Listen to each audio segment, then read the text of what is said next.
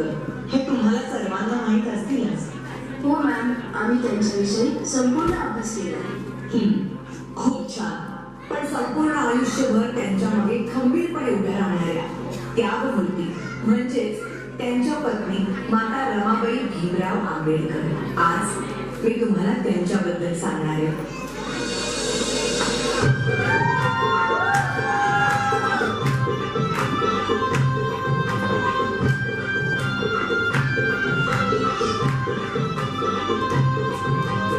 वयाच्या 7व्याच वर्षी त्यांच्या आई वडिलांचं निधन झालं आणि घराची सर्व जबाबदारी त्यांच्या अंगावर पडली.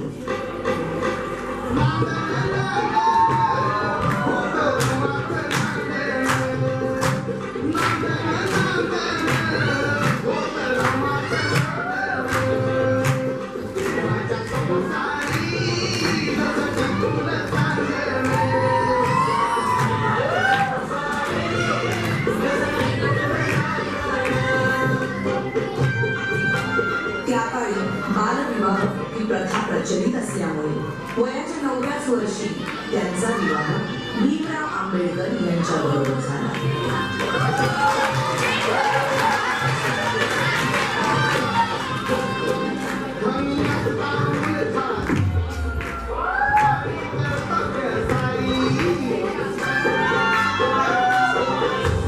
अगं, हे काय केलंस?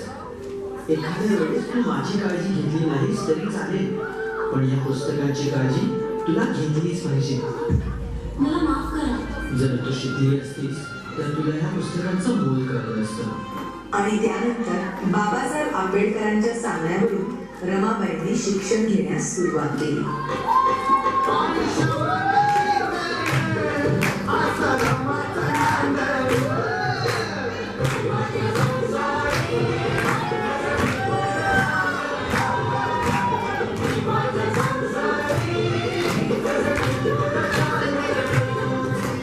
पुढच्या शिक्षणासाठी बाबासाहेब आंबेडकरांना परदेशी जावं लागलं, म्हणून रमाबाईंनी संपूर्ण घराची जबाबदारी स्वतःवर घेतली.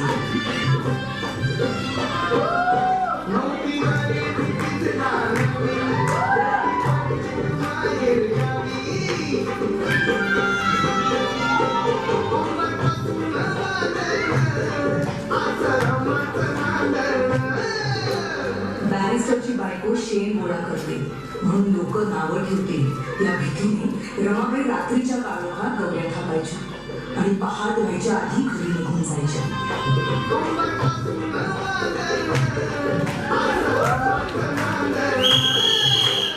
पण मॅडम, रमाबाईंची रमाई केव्हा झाली? रमाबाईंच्या 5 मुलांपैकी 4 मुलांचा मृत्यू त्यांनी खूप जवळून पाहिला होता. त्यानंतर लहान मुलांना उपाशी पोटी बघणं त्यांना कधीच सहन झालं नाही. अशाच एका वेळी भुकेल्या मुलांची दशा पाहुणी बांगड्या सोन्याच्या रमाईने दिल्या काढली आणि त्या दिवसानंतर सगळी मुलं रमाबाईंना रमाई बोलू लागली.